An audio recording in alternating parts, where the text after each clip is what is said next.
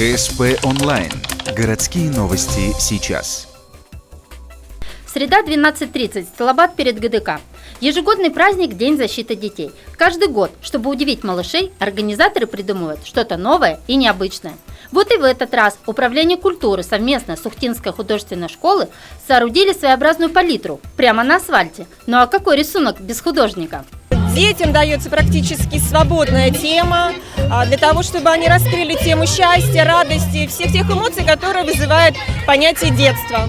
Только у юных художников понятие счастья разное. Для кого-то это игрушки, сладости, скоростной велосипед и мороженое, а для кого-то пусть семья будет рядом. Находиться со своей семьей, быть счастливой с ней, не знаю, с родителями быть, отмечать с родителями этот праздник и с друзьями.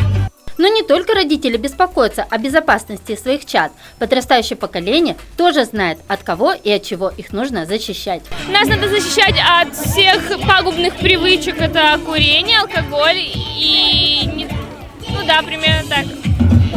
Плохих людей, еще там от хулиганов. За время, отведенное на творчество, 11 детских групп изобразили и девочку на скакалке в развивающемся платье, и яркое солнце, и летние цветы. Именно так ухтинские ребята видят праздник детства.